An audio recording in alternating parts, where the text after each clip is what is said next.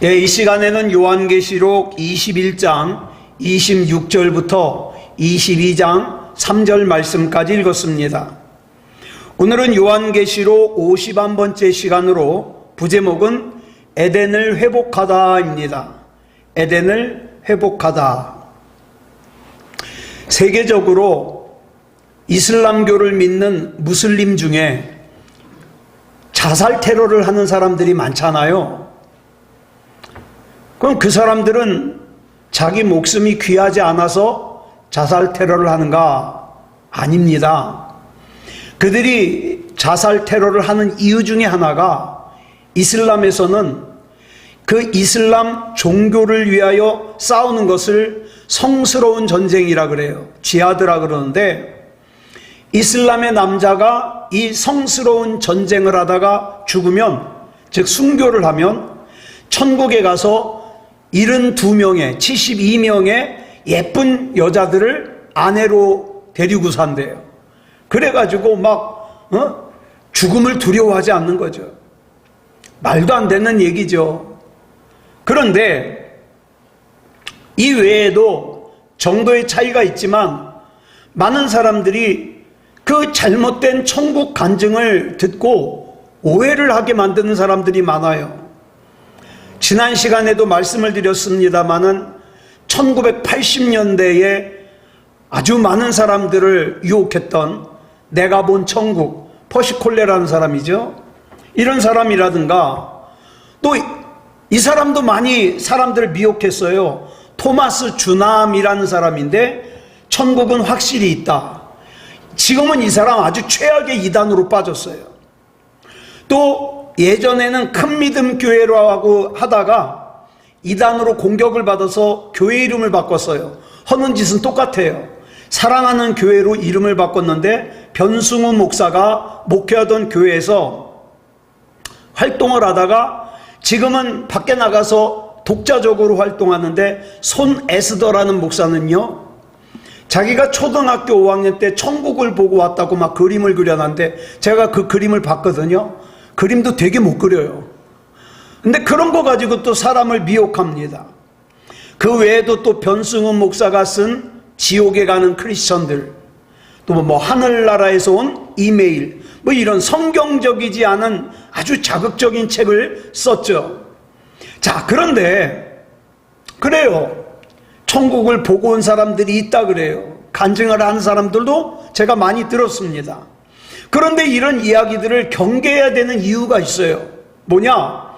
고린도후서 12장 4절을 보니까 사도 바울이 셋째 하늘을 보고 와서 이런 말을 합니다. 셋째 하늘은 천국이에요. 그 천국에 갔다 와서 이런 말을 해요. 시작. 그가 낙원으로 이끌려가서 말로 표현할 수 없는 말을 들었으니 사람이 가히 이르지 못할 말이로다. 여기는 가히 이르지 못할 말이로다 그랬잖아요. 표준세 번역은 더 이해하기 쉽게 이렇게 번역을 했어요. 시작. 이 사람이 낙원에 이끌려 올라가서 말로 표현할 수도 없고 사람이 말해서도 안 되는 말씀을 들었습니다. 말하면 안 되는 거예요. 또 쉬운 성경은 이렇게 번역했어요. 현대어 성경. 시작. 어쨌든 나는 낙원으로 올라갔고 거기서 인간의 능력으로나 말로는 도저히 그려낼 수 없는 놀라운 사실을 들었습니다. 그러나 그 내용 또한 아무에게도 말할 수 없도록 금지되어 있습니다. 그러니까 갔다 와서 얘기하는 사람들 다 사기꾼이에요. 예. 금지되어 있어요. 예. 자, 그러면 성경은 천국을 어떻게 설명하고 있느냐? 본문 26절 볼까요? 시작. 사람들이 만국의 영광과 존귀를 가지고 그리로 들어가겠고, 여기 보니까 하나님께서 창조하신 이 세상의 많은 부분들이 죄로 오염됐어요. 그래서 무너졌어요. 추악해졌어요. 변질됐어요. 부패됐어요. 그건 사실이에요. 그럼에도 불구하고 아직 이 세상에 하나님께서 창조하신 아름다운 것들이 남아있다는 거예요. 그 아름다운 것들을 바라보면서 느끼는 기쁨, 놀라움, 이런 것들이 바로 우리가 천국에 가지고 들어가는 것들이에요. 예를 들어 볼까요? 저와 여러분이 예배를 드리다가 또는 부흥에 참석을 했다가 은혜를 받잖아요. 참 그 은혜를 받을 때 그 감정이 어떻습니까? 세상과 나는 간 곳 없고 구속한 주님만 보이고 눈물이 흐르고 콧물이 흐르고 너무너무 좋아요. 눈물은 흘리는데 얼굴은 웃고 있어요. 예? 그 은혜로, 그것이 우리가 천국에 가지고 갈 것이라고요. 예전에 수련회를 아이들을 데리고 가서 보면은 수련회를 하는 중에 막 더우니까 땀 흘리잖아요. 콧물 흘리잖아요. 눈물 흘리잖아요. 그런데 그 표정에서는 기쁨과 감사가 넘쳐요. 이런 것들이 우리가 천국에 가지고 갈 것들이라 이 말이에요. 네. 반면에 부끄러운 거 있잖아요. 부끄러운 거, 죄된 거, 저와 여러분 잘 알아요. 이건 하면 안 된다. 부끄러운 거, 죄된 거 잘 알아요. 그건 천국에 절대 못 들어가지요. 여러분, 예를 들어서 외국에 나가려고 비행기를 타려면요, 검색대를 통과해야 됩니다. 혹시 무기 같은 거 가지고 있지 않는가, 액체 뭐 가지고 있지 않은가, 그런 거 검색대 통과해요. 자, 그래가지고 그 검색대에서 비행기에 가지고 타면 안 되는 것들을 찾아냅니다. 자, 사람이 만든 검색대도 굉장히 대단한데 천국에 들어갈 때 통과해야 되는 검색대는 얼마나 더 대단하겠습니까? 그러면 이 천국에 들어가기 전에 통과해야 되는 검색대에서 통과시키는 건 뭐고 통과되지 못한 건 뭘까요? 본문 27절을 보면 이렇게 설명하고 있습니다. 시작. 무엇이든지 속된 것이나 가증한 일 또는 거짓말하는 자는 결코 그리로 들어가지 못하되 오직 어린 양의 생명책에 기록된 자들만 들어가리라. 여기 보면 천국에 들어갈 수 없는 것을 크게 세 가지로 설명하고 있어요. 속된 거, 가증한 일, 거짓말하는 자. 먼저 천국에는 속된 것은 들어갈 수 없어요. 속된 게 뭐예요? 깨끗하지 못한 거, 더러운 거 못 들어가요. 왜? 천국은 거룩한 곳이니까 못 들어가요. 또 가증한 거, 가증한 게 뭡니까? 하나님께 미움받을 만한 거, 하나님께서 미워할 만한 거, 이거는 못 들어가요. 왜? 천국은 신실한 곳이니까. 또 천국은 거짓말하는 자는 못 들어가요. 거짓말하는 자. 왜? 진실한 것만 있으니까. 제가 여기서 가장 걸리는 게 뭐냐? 이거예요. 거짓말하는 자가 천국에 못 들어가요. 여러분은 들어가실 수 있나 모르지만 저는 못 들어가요. 거짓말을 좀 많이 했어야죠. 큰일 났어요. 이 말씀을 보면 저와 여러분 중에 천국에 들어갈 수 있는 사람이 아무도 없어 보여요. 그러나 감사한 게 뭐냐? 여러분, 절대로 천국은 죄를 한 번도 짓지 않은 사람이 들어가는 곳이라고 하지 않았어요. 뭐라고 그랬습니까? 죄를 졌어요. 네? 죄를 졌어요. 그렇지만 그 죄를 예수님의 보혈로 용서받은 사람들, 그 용서받은 사람들이 들어가는 나라라는 거예요. 그러므로 하나님께서 우리를 의롭다고 칭해 주셨기 때문에 우리는 천국에 들어갈 수 있는 거예요. 우리가 그러잖아요. 마지막 순간에 생을 이제 정리하면서 신앙 고백을 합니다. 신앙 고백 왜 하는 거예요? 예수 그리스도께서 나의 구주라는 거, 나의 구세주라는 것을 인정하고 고백하면서 내 죄를 씻음 받는 거예요. 그래, 그 고백이 굉장히 중요한 거죠. 그 어떤 신학자가요, 칭의, 즉 의롭다 칭함을 받는 것을 설명하기를, 우리는 다 죄를 졌다 용서받은 사람들이잖아요.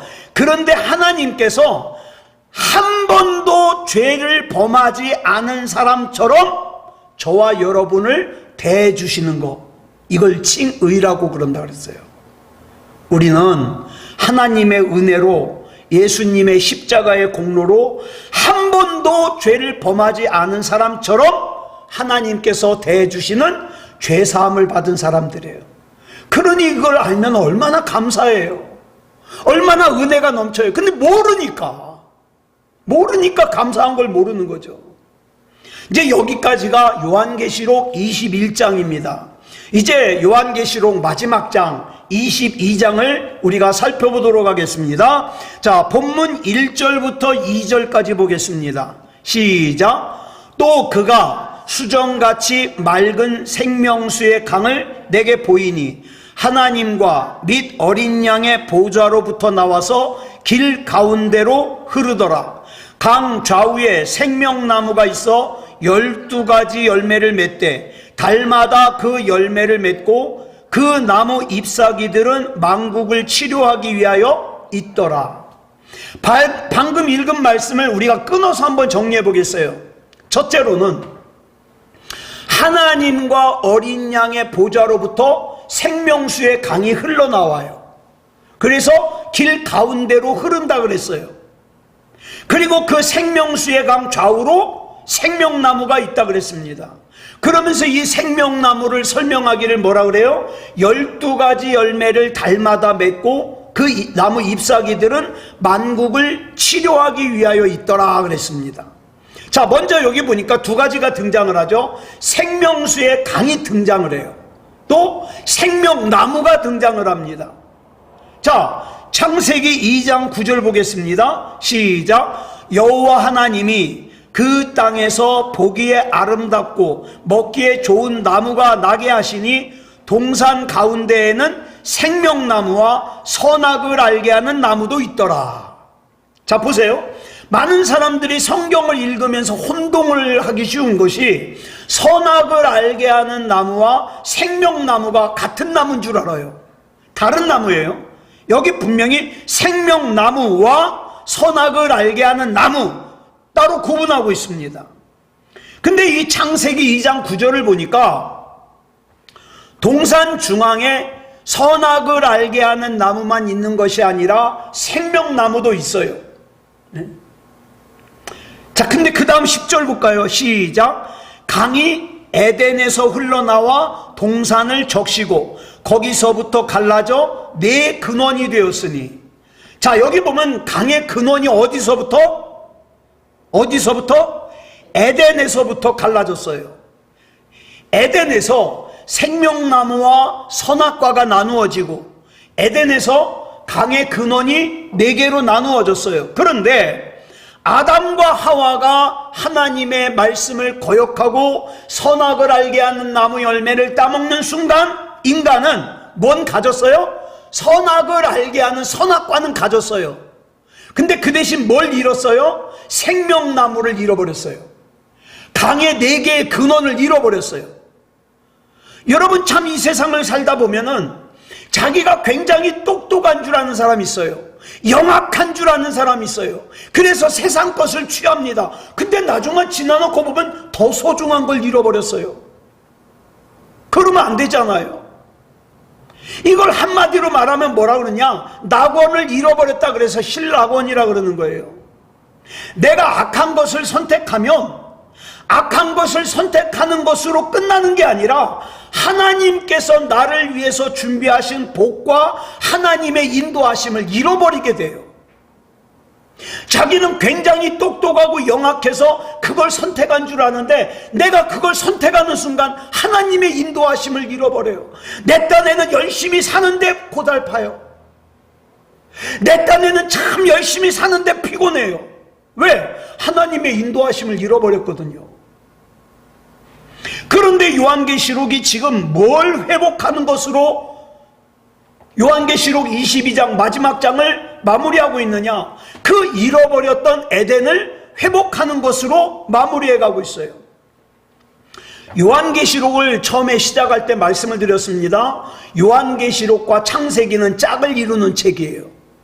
그러니까 아까 창세기 2장 10절에서 강이 에덴에서 흘러나와 동산을 적시고 거기서부터 네 근원으로 나누어졌다 그러는데 이 네 근원으로 나누어진 이 강이 무슨 일을 할까요?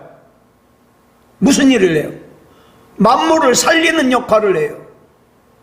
그런데 문제는 만물을 살리는 근원인 이 에덴 동산이 어떻게 됐어요? 죄로 인하여 다쳤어요.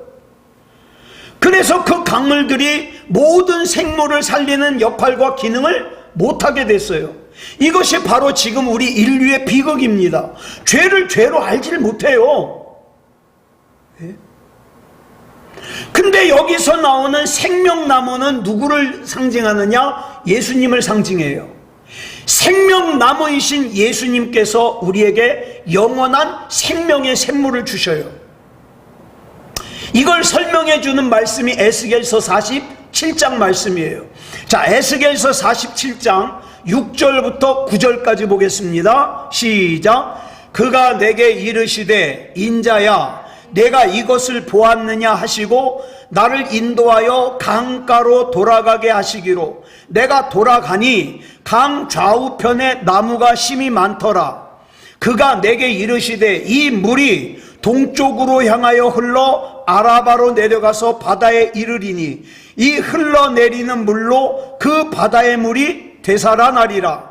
이 강물이 이르는 곳마다 번성하는 모든 생물이 살고 또 고기가 심히 많으리니 이 물이 흘러 들어가므로 바닷물이 되살아나겠고 이 강이 이르는 각처에 모든 것이 살 것이며. 이 말씀은 하나님께서 에스겔 선지자에게 바로 이 요한계시록 22장의 말씀을 미리 보여주시는 말씀이에요. 그 내용이 뭐냐? 우리는 정말 그러면 뭐만 생각합니까? 그저 뭐 대접 일곱 나팔 그래가지고 맨날 뭐가 부셔지고 그 다음에 뭐가 불에 타고 그냥 막 무너지고 이런 부정적인 것만 생각하는데 그렇지 않아요. 최종적으로는 뭡니까? 예수 그리스도께서 모든 죽어가는 만물들을 회복시키시고 살려내시는 물이 되신다는 사실이에요. 그래 저와 여러분은 예수님이 아니면 안 돼요. 이 사실을 구체적으로 말씀하시는 말씀이 요한복음 7장 37절부터 38절에 나와요. 같이 읽겠습니다. 시작. 명절 끝날 곧 큰 날에 예수께서 서서 외쳐 이르시되 누구든지 목마르거든 내게로 와서 마시라. 나를 믿는 자는 성경의 이름과 같이 그 배에서 생수의 강이 흘러나오리라 하시니. 그 다음에 39절을 보니까 그 생수의 강이 뭔지를 설명하고 있어요. 시작. 이는 그를 믿는 자들이 받을 성령을 가리켜 말씀하신 것이라. 예수께서 아직 영광을 받지 않으셨으므로 성령이 아직 그들에게 계시지 아니하시더라. 자, 우리가 이런 거를 갖다가 일컬어서 뭐라 그래요? 성경을 해석한다 그래요. 억지로 해석하면 안 돼요. 성경에 나와요. 이 강의 발원지가 어디라 그랬어요? 본문 1절에 나오잖아요. 하나님과 및 어린 양의 보좌로부터 흘러나와요. 발원지가. 생명의 원천이신 하나님과 및 어린 양의 보좌로부터 흘러나오는 강이니까 이 강은 무슨 강이에요? 생명을 주는 강이에요. 그래서 우리는 주님이 아니면 안 돼요. 자, 본문 2절 보겠습니다. 시작. 길 가운데로 흐르더라. 강 좌우에 생명나무가 있어 12가지 열매를 맺되 달마다 그 열매를 맺고 그 나무 잎사귀들은 만국을 치료하기 위하여 있더라. 자, 생명수의 강은 생명의 상징이에요. 근데 그 생명수의 강이 어디로 흘러요? 길 가운데로 흘러요. 길 가운데로 흐른다는 건 뭐예요? 양쪽으로 생명을 주는 거예요. 우리 예수님께서 오신 것은 생명을 주기 위해서 오셨어요. 우리 잘 아는 요한복음 10장 10절 볼까요? 줄친 것만 시작. 내가 온 것은 양으로 생명을 얻게 하고 더 풍성히 얻게 하려는 것이라. 예수님이 오신 목적이에요. 우리가 예수님을 구주로 영접할 때 우리는 예수 그리스도 안에 있는 생명을 얻게 되는데 이 생명은 영원한 생명이기 때문에 우리가 예수님을 구주로 영접하는 순간 뭐 한다 그래요? 영생한다 그러는 거예요. 영생한다. 이거는 우리가 이전에 경험해 보지 못했던 질적인 생명이에요. 그래서 저는 이런 생각을 해요. 기도하다가 찬양하다가 예배드리다가 막 굉장히 은혜를 받을 때가 있거든요. 그때 하나님께서 천국을 찔끔 맛보게 해주시는 거예요. 찔끔 맛보게 해주셔요. 그런데 우리 주님은 우리가 그걸 맛보는 것만으로 만족하기를 원하지 않으세요. 우리가 풍성하게 누리길 원하셔요. 그래서 저와 여러분을 위해서 준비하신 곳이 어디다? 천국이다. 천국은 이 생명이 풍성한 나라예요. 그런데 또 어떤 성경학자가요, 이걸 풍성한 생명이라고 하기보다는 성령님의 임재로 해석을 하는 것이 옳다, 이런 얘기를 해요. 자, 그런데 풍성한 생명이 바로 성령님의 임재예요. 저와 여러분이 교회 다니는 거 중요해요. 필요해요. 그런데 반드시 필요한 조건이 있는데 성령님의 임재하심이에요. 예? 성령님의 임재하심. 사도 요한이 예수님으로부터 흘러나오는 생명을 생수의 강이라고 설명하면서 그걸 갖다가 뭐라 그랬어요? 성령의 임재라고 또 설명했거든요. 아까 요한복음 7장 37절부터 39절까지 다시 볼까요? 시작. 명절 끝날 곧 큰 날에 예수께서 서서 외쳐 이르시되 누구든지 목마르거든 내게로 와서 마시라. 나를 믿는 자는 성경의 이름과 같이 그 배에서 생수의 강이 흘러나오리라 하시니 이는 그를 믿는 자들이 받을 성령을 가리켜 말씀하신 것이라. 성령. 예수님께서 부활 승천하신 후에 보혜사 성령님을 우리에게 보내주셨습니다. 그 성령님의 임재를 뭐라고 설명하는 거예요? 생수의 강. 생수의 강. 이 생수의 강이 풍성한 생명을 뜻하든 성령의 임재를 뜻하든 상관없어요. 왜냐하면 천국이라는 곳은 어떤 곳이냐? 죄나 어두움의 영향을 받지 않는 곳으로서 생명과 은혜와 능력이 강같이 충만하게 흘러넘치는 곳이에요. 네. 그래서 저와 여러분은요, 반드시 거기 같이 가야 돼요. 거기 같이 가야 돼요. 그 천국에 못 들어가면 참 불행한 거예요. 네. 이 땅에서 내가 떵떵거리고 살지 못해도 반드시 천국에 들어가야 돼요. 네. 그리고 본문 2절을 보면 거룩한 성 새 예루살렘에 있는 생명나무를 설명하기를 12가지 열매를 맺는다 그랬어요. 기가 막히죠? 매달 그 나무에서 열리는 열매가 바뀌어요. 1월에는 2월에는 얼마나 좋아요? 근데 이것도 상징이에요. 예. 물론 천국에 그런 나무가 있을 수도 있죠. 12번 아니라 24번 바뀔 수도 있어요. 그런데 여러분 항상 요한계시록을 볼 때 10이라든가 이런 숫자가 나오면 이 숫자는 구원받은 수를 대표하는 개념이구나, 이걸 꼭 기억을 하셔야 돼요.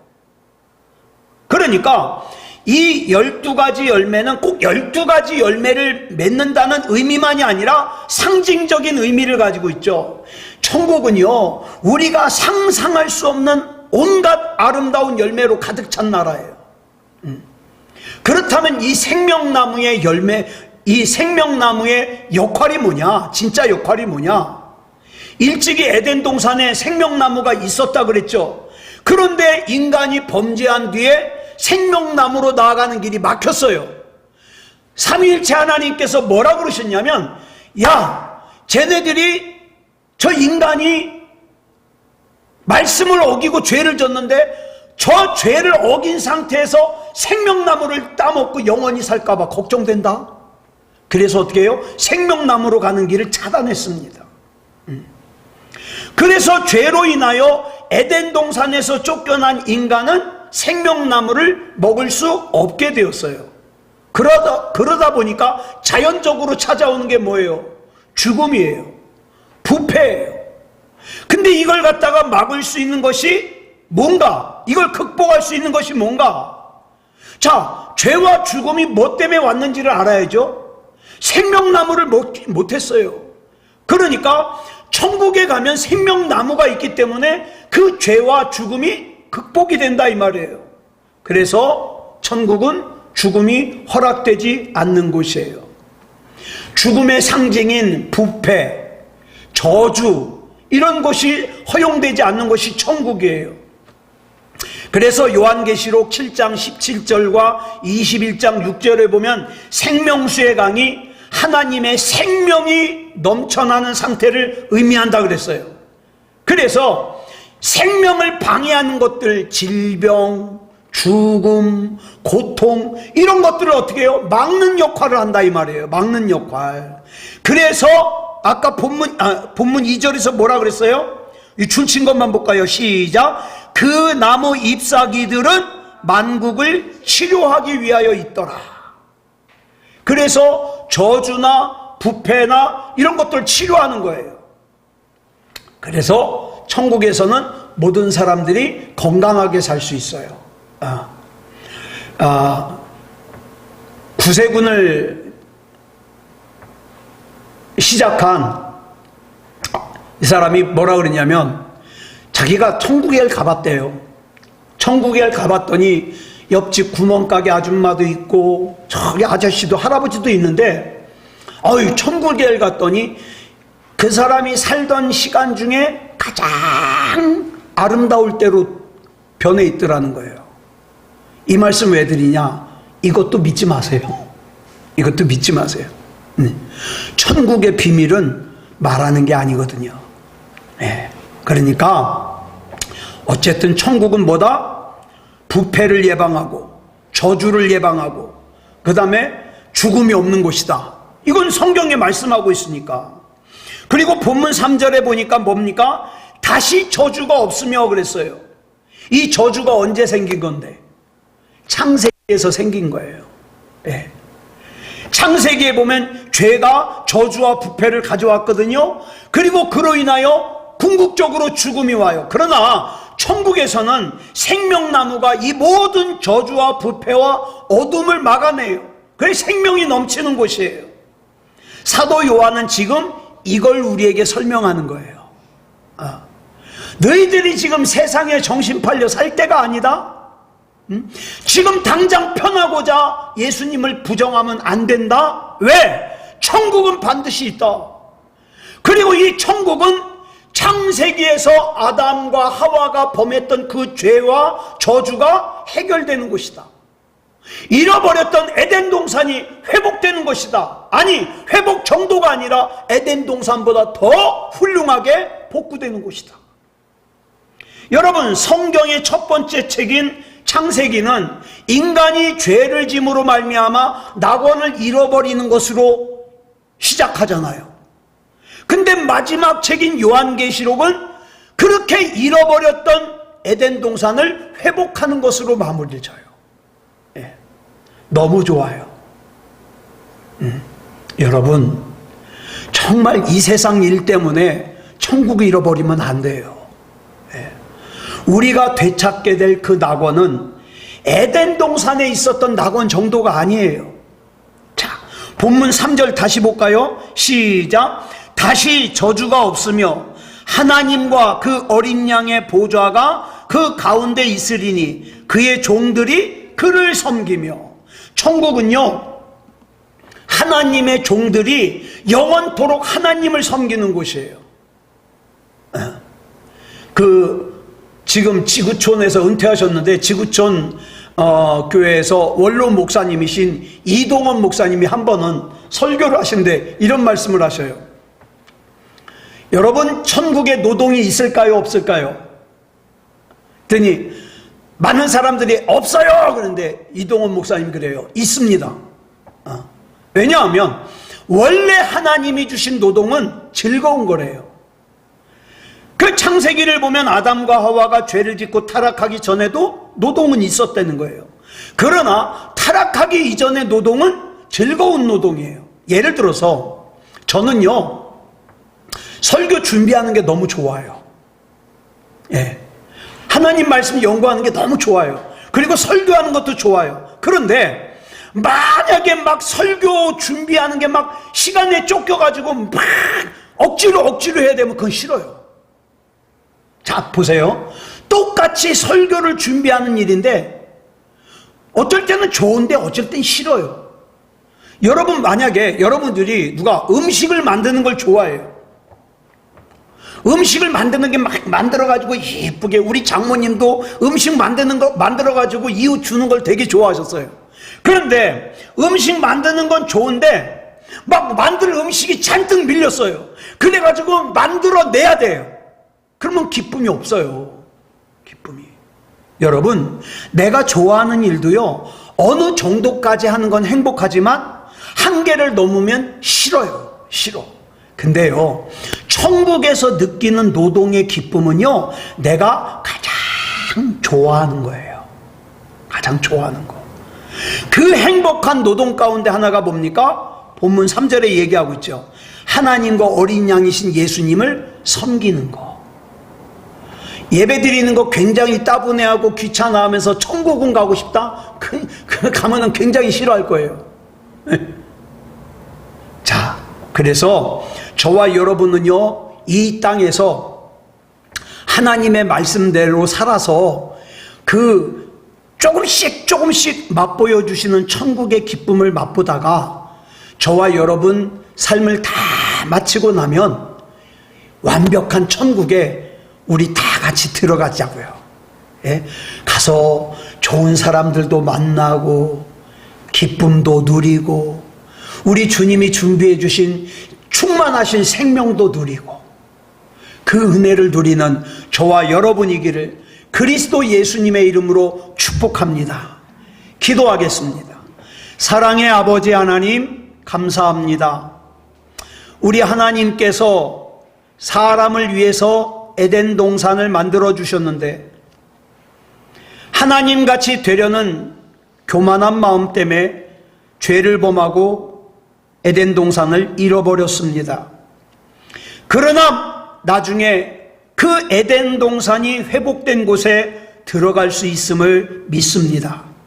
오늘 내가 감당해야 될 사명, 하나님께서 나에게 맡겨주신 사명 잘 감당하게 하시고 그 모든 것이 마치고 하나님 나라에 들어갈 때 기쁨 중에 만나고 기쁨 중에 누리고 기쁨 중에 감사하고 기쁨 중에 찬양할 수 있도록 인도하여 주시옵소서. 사랑의 아버지 하나님, 앞으로 남은 인생 살면서 절대로 천국 잃어버리는 일이 없게 하시고 생명책에서 이름이 지워지는 일이 없게 하시고 하나님 앞에 더욱더 믿음다운 믿음으로 살게 하여 주시옵소서. 모든 것을 우리 주님 앞에 맡겨드리오며 그리스도 예수님의 이름으로 감사하며 기도드렸사옵나이다. 아멘.